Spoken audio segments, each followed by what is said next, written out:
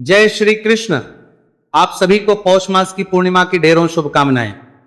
प्रिय दर्शकों, आज के इस वीडियो में हम विशेष रूप से बात करेंगे कि पौष पूर्णिमा किस दिन है। आपको 3 जनवरी को करनी चाहिए या 4 जनवरी को। साथ ही महत्वपूर्ण माघ स्नान किस दिन से आरंभ होगा। माघ स्नान 3 जनवरी से आरंभ करेंगे या 4 जनवरी से। पौष पूर्णिमा की पूजा कैसे करनी है, पूजा की विधि क्या रहेगी, नियम क्या रहेंगे, मंत्र क्या रहेंगे। पूर्णिमा पर नारायण भगवान का व्रत किया जाता है, तो वह सत्यनारायण भगवान का व्रत कब होगा। पूर्णिमा पर चंद्र अर्घ्य व्रत भी किया जाता है, तो चंद्रमा को अर्घ्य देकर जो व्रत किया जाता है वो किस दिन करना है। 2 को करें कि 3 को करें, शास्त्रीय विधान क्या है पूर्णिमा के लिए। साथ ही आपको बताएंगे कि इस पूर्णिमा से जो माघ स्नान आरंभ कर रहे हैं उसको कैसे वो शुरू करना चाहिए। पूर्णिमा के दिन किन किन नियमों का पालन करना चाहिए और पूर्णिमा का जो स्नान है उसको करने की विधि क्या है। इस प्रकार से संपूर्ण जानकारी आने वाली पूर्णिमा के विषय में इस वीडियो के माध्यम से प्रदान की जाएगी। आपसे निवेदन है कि वीडियो यदि थोड़ा सा भी उपयोगी लगे तो कृपया एक बार लाइक अवश्य कर दीजिएगा, परमेश्वर वासुदेव की कृपा प्राप्त करने के लिए। और अपने व्रत की सफलता के लिए कमेंट बॉक्स में अवश्य लिखिएगा श्रीमान नारायण या ओम नमो भगवते वासुदेवाय। जितना लिखेंगे उतना कल्याण होगा। आप देख रहे हैं सनातन धर्म का संसार ज्योतिष का प्रतिष्ठित यूट्यूब चैनल सनातन धर्म का संसार धार्मिक। हम यहां पर सभी व्रत और त्योहारों की सही शास्त्रीय जानकारी प्रदान करते हैं। ज्योतिष शास्त्र और पंचांग के आधार पर आपको बताते हैं कौन सी तिथि कब है, व्रत आदि कब करना है, क्या विधि है, क्या नियम है और क्या गलती नहीं करनी है। यदि आप सभी व्रत और त्योहारों की सही शास्त्रीय जानकारी पाते रहना चाहते हैं तो कृपया चैनल को सब्सक्राइब कीजिए और बेल आइकॉन को प्रेस कीजिए। जब आप सब्सक्राइब का बटन दबाएंगे तो वहां एक घंटी बना हुआ आएगा, उसको अवश्य दबाइएगा, तभी आपको हमारे सारे वीडियो प्राप्त होंगे, अन्यथा आपसे जानकारी छूट जाएगी। तो आइए प्रिय दर्शकों, जानकारी आरंभ करते हैं। बात करते हैं कब है पौष मास की पूर्णिमा, क्या करें इस दिन और क्या ना करें, तथा कल्पवास की शुरुआत कैसे और क्यों कल्पवास आवश्यक है। प्रिय दर्शकों, पूर्णिमा का यह दिन बड़ा ही महत्वपूर्ण होता है। ये किसी भी माह के पूर्ण होने का दिन है, अर्थात उस दिन वह महीना जो चल रहा है वह पूर्ण हो जाता है और एक नए महीने शुरुआत हो जाती है। पौष मास की जो आने वाली पूर्णिमा है ना, यह बहुत महत्वपूर्ण है। इस दिन बड़े ही शुभ योग बन रहे हैं, इसलिए भी यह महत्वपूर्ण है। दूसरा, ये जो पूर्णिमा है इससे माघ स्नान की शुरुआत हो जाएगी। देखिए, माघ मास की शुरुआत पूर्णिमा के अगले दिन से होती है, परंतु माघ स्नान जो है ना वो पूर्णिमा से ही आरंभ हो जाता है। यहां तक कि माघ मास के स्नान की जो बात करें तो माघ स्नान एकादशी से एकादशी भी होता है, अर्थात माघ की एकादशी तक पौष से शुरू करके भी यह स्नान किया जाता है। परंतु जिन्होंने एकादशी से शुरू ना किया हो वो एकादशी से शुरू, इसे पूर्णिमा से शुरू करें, पौष पूर्णिमा से शुरू करेंगे, इसीलिए बड़ी महत्वपूर्ण है। इसी दिन संगम तट पर विशेष रूप से कल्पवास का भी आरंभ हो जाता है। यही वो दिन है जिस दिन से कल्पवास शुरू करते हैं। बड़े बड़े सन्यासी, साधु या गृहस्थजन भी कल्पवास आरंभ करते हैं पौष पूर्णिमा से। अब आप मन में सोच रहे होंगे कि पंडित जी ये कल्पवास क्या चीज है। आप में से बुद्धिमान लोग हैं, जानते भी होंगे। कल्पवास वह प्रक्रिया है जिसमें एक सनातनी मनुष्य 1 महीने तक संगम के तट पर, गंगा यमुना के पवित्र तट पर 1 महीने तक वास करता है। सभी सांसारिक वस्तुओं को त्याग कर लहसुन प्याज आदि का त्याग, केवल सात्विक भोजन लेना, सुबह स्नान करना गंगा में, फिर दोपहर को स्नान करना, फिर शाम को स्नान करना, 3 बार के स्नान का नियम पालन करना, सारा दिन केवल और केवल भजन पूजन हवन आदि में ही व्यतीत करना। इस प्रकार पूरे 30 दिन वह मनुष्य कल्पवास में बिताता है, अपने घर को त्याग देता है। यह किया जाता है अपनी आत्मा की शुद्धि के लिए, शरीर की शुद्धि के लिए और अपने जीवन के जाने अनजाने में हुए पापों के नाश के लिए। कल्पवास बहुत ही प्रचलित प्रक्रिया है और विशेष रूप से कुंभ के समय तो इसकी महिमा और अधिक बढ़ जाती है। तो कल्पवास की शुरुआत भी इसी पूर्णिमा से होती है और यह माघ पूर्णिमा पर पूर्ण होता है। का महीना अपने आप में बड़ा महत्वपूर्ण है और माघ स्नान की शुरुआत इसी पूर्णिमा से है। आप इसका महत्व समझिए। पौष स्नान पूर्ण हो रहा है, माघ स्नान आरंभ हो रहा है, कितना पवित्र दिन है। अब प्रश्न उठता है कि ये जो पवित्र दिन है, इतना महत्वपूर्ण, इतना बड़ा दिन है, जो बहुत अधिक पुण्यदायी है। कहा जाता है कि इस दिन आप जो जप तप पाठ पूजा करते हैं वो बहुत अधिक फल प्रदान करती है, बहुत अधिक पुण्य प्रदान करती है। तो इस दिन हमें करना क्या चाहिए? प्रिय दर्शकों, सबसे पहले तो पौष पूर्णिमा पर जो लोग पौष मास स्नान कर रहे थे या पौष महत्व में सुन रहे थे, उनको उसकी पूर्णता करनी चाहिए। उसके निमित्त मैंने पहले ही अलग से एक वीडियो अपलोड किया है, उसमें मैंने सब बताया है कि पौष स्नान कैसे पूर्ण किया जाए, इसकी क्या विधियां हैं, अंतिम दिन हमें क्या करना चाहिए, क्या नहीं करना चाहिए। आपने महत्व में सुना है, स्नान किया है, तो कैसे उसको पूर्ण करेंगे, उसका उद्यापन करें। तो प्रिय दर्शकों, अब मैं आपको सबसे पहले आरंभ करता हूं कि इस पूर्णिमा पर कौन कौन से है जो बहुत अधिक फल देने वाले हैं। इसकी शुरुआत करेंगे हम सुबह के स्नान से। पौष पूर्णिमा के दिन आपको सूर्योदय से पहले या जब सूर्य की लालिमा दिखाई दे तब तक हमें स्नान कर लेना चाहिए। यह स्नान बहुत अधिक फलदायी है। यह आपको पौष स्नान तो पूर्ण कर ही रहा है, माघ स्नान का फल भी देगा, और पूर्णिमा के स्नान की महिमा तो अद्भुत है ही। स्नान कहां करें? सबसे उत्तम कहा गया है संगम पर। संगम ना जा सके गंगा पर, गंगा ना जा सके यमुना पर, यमुना ना जा सके तो अन्य किसी पवित्र नदी में, किसी पवित्र नदी में ना जा सके तो किसी सागर में, सागर में ना जा सके तो किसी तालाब पे, तालाब पे ना जा सके तो बावड़ी पे, बावड़ी भी ना हो तो कुएं पे, कुएं पर स्नान करें।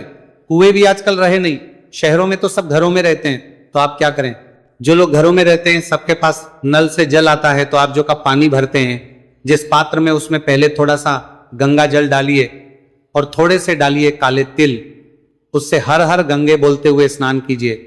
थोड़ा गंगा जल डालिए, काले तेल डालिए, फिर उसमें जल भर लीजिए और फिर से आप स्नान कीजिए। ये बहुत अधिक पुण्यदायी है। इस दिन पर आपको अवश्य इसका लाभ लेना चाहिए। पवित्र स्नान करने के बाद आज के दिन के जो मेन है उनका श्रवण कीजिए। पौष मास का अंतिम दिन है, उसका अंतिम अध्याय होगा, वह श्रवण कीजिए। और माघ मास मातम में आरंभ हो रहा है, उसका श्रवण कीजिए। तदोपरांत आपको भगवान का पूजन करना चाहिए। अगर आप सत्यनारायण भगवान का व्रत भी करना है या चंद्र अर्घ्य व्रत भी करना है तो वो पूजन भी आप साथ के साथ ही करेंगे। भगवान का एक ही बार पूजन कीजिए। मैं यहाँ पर जानकारी दूं संक्षिप्त में कि कैसे आपको पूजन करना है, उसके बाद में अन्य कार्य इसके बाद क्या करने हैं उस विषय पर आपको, क्योंकि दान पुण्य आदि के जो कार्य है वो इस पूजन के बाद ही होंगे। पूजन करने के लिए आपके पास भगवान सत्यनारायण का कोई चित्र, तस्वीर या प्रतिमा होनी चाहिए, या आप भगवान श्री विष्णु के अन्य किसी स्वरूप का भी कर सकते हैं। अगर सत्यनारायण भगवान का व्रत आप नहीं कर रहे हैं तो उनको स्थापित करने के लिए, चौकी चौके पर बिछाने के लिए लाल या पीला वस्त्र, रोली, मौली, पान, सुपारी, लौंग, इलायची, दूध, दीप, नैवेद्य, पुष्प, इत्र, जनेऊ और एक लोटा तांबे का यह सामग्री है जो आपने एकत्र करनी है। सत्यनारायण भगवान के व्रत पूजन के लिए पंचामृत की भी आवश्यकता होती है, तो पंचामृत अवश्य बनाइएगा। पंचामृत बनाने के लिए कच्चा दूध, दही, घी, शहद और शक्कर लीजिएगा। ये सारी एकत्र करके आसन लगा के बैठ जाइए, उत्तर दिशा की ओर मुख करके उस स्थान पर जहां बैठकर आपने पूजन करना है। सबसे पहले एक लोटा लीजिए, उसमें थोड़ा गंगा जल भरिए, फिर शुद्ध जल भरिए, फिर फूल के द्वारा उस स्थान पर जल के छींटे दीजिए जहां बैठ के पूजन करना है, और सभी सामग्री पर भी जल के छींटे दीजिए जो भगवान को चढ़ानी है, अर्पित करनी है। क्योंकि वह सामग्री हम तक पहुंचने से पहले ना जाने कितने हाथों से होके निकली है, किसने किस अवस्था में हाथ लगाया है, तो उसको शुद्ध करना आवश्यक है। भगवान को अर्पित करने से पहले उसको शुद्ध के लिए जल के छींटे दीजिए। मंत्र हम बोलते हैं। इस प्रकार से स्थान को, सामग्री को शुद्ध करके, पवित्र करके चौकी को बिछाइए। चौकी पर पीला या लाल वस्त्र जो है बिछाइए, उस पर भगवान की तस्वीर या प्रतिमा जो आपके पास है उसको स्थापित कीजिए। उनके सामने घी का दिया रखिए। अगर घी का दिया है तो सीधे हाथ की ओर रखेंगे और उलटे हाथ की ओर रखेंगे। तेल का दिया है तो उसके विपरीत दिशा में धूप को रखिए। अब आप अपने सीधे जल लीजिए, हाथ धो लीजिए। हाथ धोने के बाद जल आत्मनि करेंगे तो एक एक चम्मच जल अपने सीधे हाथ पर लीजिएगा और एक एक मंत्र पर उसको हाथ पे लेके पी जाइएगा। ओम माधवाय नमः। जल लीजिए, पी जाइए। ओम केशवाय नमः, जल लीजिए, पी जाइए। ओम नारायणाय नमः, जल लीजिए, पी जाइए। ओम ऋषिकेशाय नमः नमः, हाथ धो लीजिए। हाथ धोने के बाद को तिलक कीजिए, मौली बांधिए। अब हम व्रत पूजन का संकल्प करेंगे, तो संकल्प करने के लिए अपने सीधे हाथ पर जल लीजिए। 1 रुपए का सिक्का दक्षिणा के रूप में कम से कम रखिए। अधिक जो भी रखना चाहें रख सकते हैं। 3 बार बोलिए ओम श्री विष्णु, ओम श्री विष्णु, ओम श्री विष्णु। अपना नाम, अपना गोत्र, जिस स्थान पर बैठकर संकल्प कर रहे हैं वहां का मकान नंबर, क्षेत्र का नाम, शहर का नाम, पौष मार्शी पूर्णिमा, पुण्यतिथि हो, आयु आरोग्यता प्राप्त, सुख संपत्ति प्राप्त, धनलक्ष्मी प्राप्त, श्री हरि नारायण पूर्णिमा, व्रत श्री नारायण पूजन कथा, श्रवण श्री विष्णु, और वह संकल्प भगवान के चरणों में अर्पित कर दीजिए। तो जो भी लोग आज पूर्णिमा का व्रत कर रहे हैं वो इस प्रकार से संकल्प करेंगे और फिर आप पूजन करेंगे। जो केवल पूर्णिमा पे भगवान नारायण का पूजन का फल लेना चाहते हैं वो उसमें व्रत ना बोलिएगा, केवल पूजन संकल्प बोलिएगा। संकल्प करने के बाद भगवान का पूजन करने के लिए सबसे पहले भगवान को अर्पित कराते हैं। तो पद्य अर्घ्य आचमनी करने के लिए भगवान की तस्वीर या प्रतिमा के सामने कटोरी या कोई पात्र रख दीजिए जिसमें कि आप वह जल पूजन का सामग्री आदि अर्पित करेंगे और वह इधर उधर फैलेगा नहीं। ओम नारायणायण नमः पूर्णिमा पूजन अंतर्गत भगवान श्री नारायण के रूप में 1 चम्मच जल अर्पित कीजिए। आप भगवान को अर्घ्य अर्पित करेंगे, अर्घ्य के रूप में 1 चम्मच जल अर्पित कीजिए, के रूप में 1 चम्मच जल अर्पित कीजिए। कराने के बाद अब आप परमात्मा को स्नान कराएंगे। स्नान के लिए आप जल से स्नान कराएं और स्नान जो कराएंगे ना उसको शंख में जल को भर के कराएं। ये दोनों ही विधि से उत्तम है। अगर आप सत्यनारायण भगवान का पूजन कर रहे हैं और आपके पास कोई प्रतिमा है भगवान की, चाहे किसी भी की प्रतिमा हो, तो उनको आप इस प्रकार से स्नान कराएं। ये पूर्णिमा का केवल पूजन कर रहे हैं तो उत्तम है, सत्यनारायण भगवान के पूजन के अंतर्गत कर रहे हैं तो भी उत्तम है। और पौष मास पूर्णिमा समापन दिवस के दिन पे अगर आप विशेष पूजन लाभ लेना चाहते हैं तो उसके लिए भी ये बड़ा ही उत्तम फलदायी है। इसमें करना क्या है कि आप शंख में जल भरिए, ओम नारायणाय नमः ये मंत्र बोलते हुए भगवान को स्नान कराइए। या तस्वीर पर पूजन कर रहे हैं तो 1 चम्मच जल लीजिए, सामने रखे में अर्पित कीजिए। अन्यथा आप फूल से भी जल के छींटे दे सकते हैं। पंचामृत से स्नान कराएंगे तो कच्चा दूध, दही, घी, शहद, शक्कर और गंगा जल से पंचामृत बनाइए। पंचामृत को फूल पर लगा लीजिए और वह अर्पित कीजिए। जो प्रतिमा पर पूजन कर रहे हैं वो भगवान को अच्छे से पंचामृत से नहलाइए। ओम पुनः शुद्ध जल से स्नान कराइए। जैसे शंख से करवाया था मंत्र के साथ, अब भगवान को वस्त्र अर्पित करेंगे तो वस्त्र के रूप में मौली का 1 टुकड़ा तोड़िए, वहां अर्पित कीजिए। उसको आदि से तिलक कर लीजिएगा, फिर भगवान को अर्पित कीजिए। यज्ञ को भी अर्पित करने के बाद भगवान को इत्र अर्पित करेंगे तो इत्र को फूल पर लगा लीजिए और अर्पित कीजिए। तिलक कीजिए, भगवान को दीजिए, भगवान को तिलक कीजिए, भगवान को अक्षत अर्पित कीजिए। अक्षत अर्पित करके तिलक लगा के पुष्प अर्पित करेंगे। माला है तो माला पहनाइएगा। धूप और दीप दिखाएंगे, पहले धूप दिखाएंगे फिर दीप दिखाएंगे। ये धूप और दीप का प्रज्वलित करने हैं। जब आप संकल्प कर रहे हैं उसी समय आपने धूप दीप जला लेने हैं और दीपक के नीचे आसन अवश्य देना है। आसन के रूप में पुष्प रख सकते हैं, अक्षत रख सकते हैं और उसके ऊपर दीपक रखिएगा। ओम नारायणाय नमः धूप दीप दिखा के भगवान को नए वैद्य अर्पित करेंगे। फल ले लीजिए, मिठाई ले लीजिए या मिश्री ले लीजिएगा, वो अर्पित कीजिएगा। अब भगवान को जलाजमनी कराएंगे। जलाजमनी के रूप में 1 चम्मच जल लीजिए, अर्पित कीजिएगा। तांबुल क्या पान का पत्ता लीजिए, उस पे 2 लौंग, 2 इलायची, 1 सुपारी रखिए, उसका बीड़ा बनाइए और भगवान को चढ़ा दीजिए। शुभ दक्षिणा, जो भी दक्षिणा अर्पित करना चाहते हैं आप भगवान को वह दक्षिणा चढ़ाइए और हाथ जोड़ के नमस्कार कीजिए। इस प्रकार से आपने पूजन किया है। पूजन करने के बाद अब आपने सत्यनारायण भगवान की कथा सुननी है। 5 अध्याय कथा आपको हमारे चैनल पर उपलब्ध होगी, क्योंकि ध्यान दीजिएगा YouTube पर बहुत सारे चैनल किसी भी कथा को किसी भी नाम से चला देते हैं, पूर्णिमा के कथा के नाम से चला देते हैं।